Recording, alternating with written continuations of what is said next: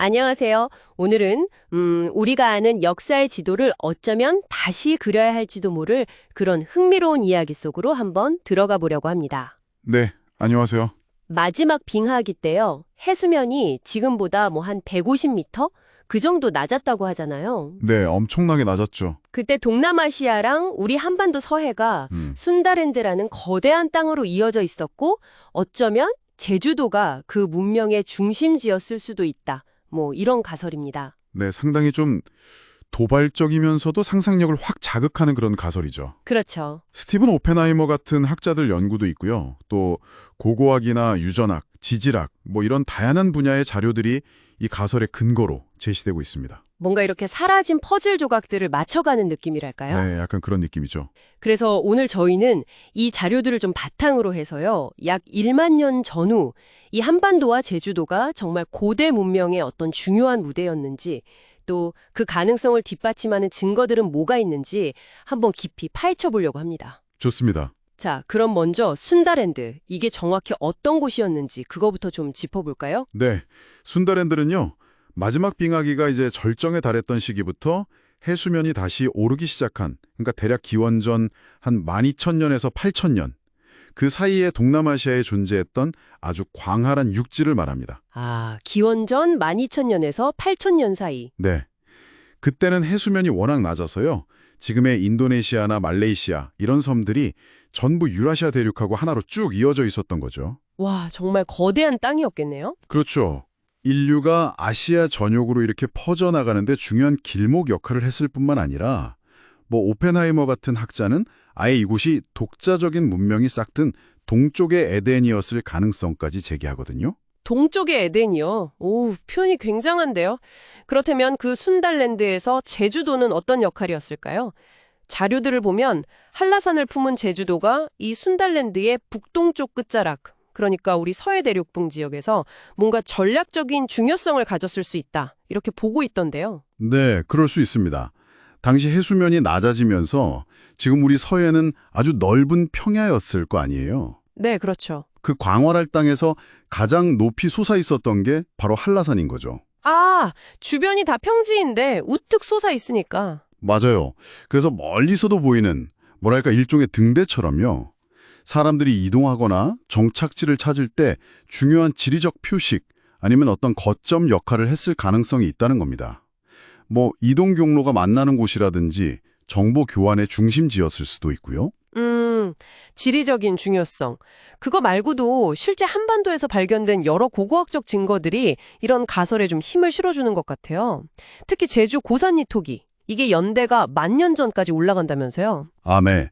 고산리 토기. 정말 중요하죠. 이게 세계에서 가장 오래된 토기 중 하나일 가능성이 제기되고 있다는 점이 아주 놀랍습니다. 10,000년 전 토기라니. 그것뿐만이 아니에요. 경남 창녕에서 발견된 배, 약 8,000년 전 목선인데요. 이것도 세계에서 가장 오래된 배 중 하나로 꼽히고 있습니다. 8,000년 전에 배를 만들었다고요? 네. 그러니까 당시 사람들이 이미 상당한 수준의 항해 기술을 가졌을 가능성을 보여주는 거죠. 그리고 또 울산 방구대 암각화에 보면 고래잡이 그림이 있잖아요. 네, 유명하죠. 그게 한 7,000년 전 거고요. 또 충북 청원에서 발견된 소로리 벽시. 이건 뭐 13,000년에서 7,000년 전으로 추정되는데 세계에서 가장 이른 시기의 농경 흔적일 수 있다는 점에서 학계에서 엄청난 관심을 받고 있습니다. 와, 잠깐만요. 토기에 배, 또 농경 흔적까지 전부 세계 최고 수준의 유물들이 이렇게 한반도에서 특히 남해안이나 서해안 근처에서 집중적으로 발견된다는 거 이게 뭘 의미하는 걸까요? 그냥 우연일까요? 바로 그게 핵심 질문입니다. 이게 단순히 그냥 오래된 유물이다. 이걸 넘어서 당시 한반도 주변 지역의 기술이나 사회 발전 수준이 우리가 기존에 생각했던 것보다 훨씬 더 앞서 있었을 가능성을 보여주는 거죠. 특히 빙하기 이후에 해수면이 막 상승하는 급격한 환경 변화 속에서 오히려 새로운 기술이나 사회 시스템이 발전했을 수도 있다는 거고요. 여기에다가 또 일본 요나구니 섬 근처 해저 유적 같은 거 있잖아요. 아, 그 인공 구조물처럼 보이는 거요? 네. 그게 인공 구조물인지 아닌지는 논란이 있지만 만약 맞다면 기원전 8,000년 이전에 만들어진 걸로 추정되거든요. 이런 것들이 발견되면서 순달랜드와 그 주변 지역에 대한 미스테리가 점점 더 깊어지는 거죠. 그렇다면 이 모든 걸 하나로 묶는 더 큰 그림, 그러니까 빙하기와 문명 이동 가설은 어떻게 설명될 수 있을까요? 네, 그 가설은 이런 겁니다. 약 2만 년 전에 빙하기가 아주 심해지면서 인류가 상대적으로 좀 따뜻했던 순달랜드 같은 저지대로 모여들었을 수 있다는 거죠. 네, 추위를 피해서요. 그렇죠.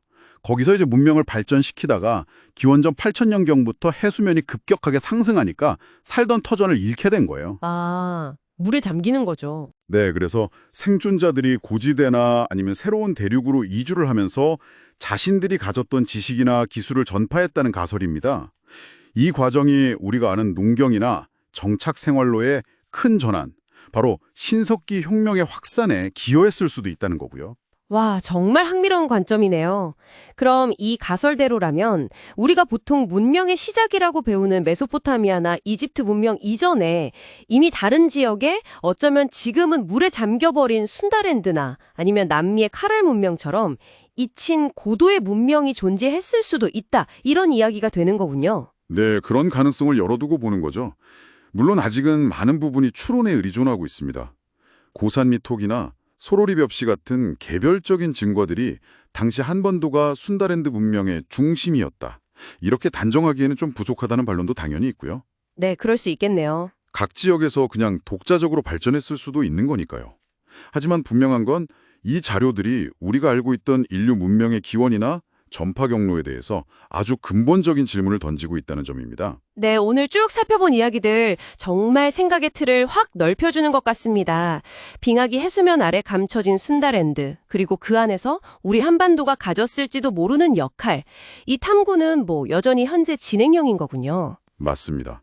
해석의 여지는 아직 많지만 이런 증거들은 계속해서 우리가 발딛고 있는 이 땅 밑, 그리고 저 바다 밑에 아직 밝혀지지 않은 인류의 또 다른 이야기가 숨겨져 있을 수 있다는 가능성을 우리에게 끊임없이 상기시켜주는 거죠. 자, 그럼 마즈나 불모 여러분께 질문 하나 던지면서 마무리할까 합니다.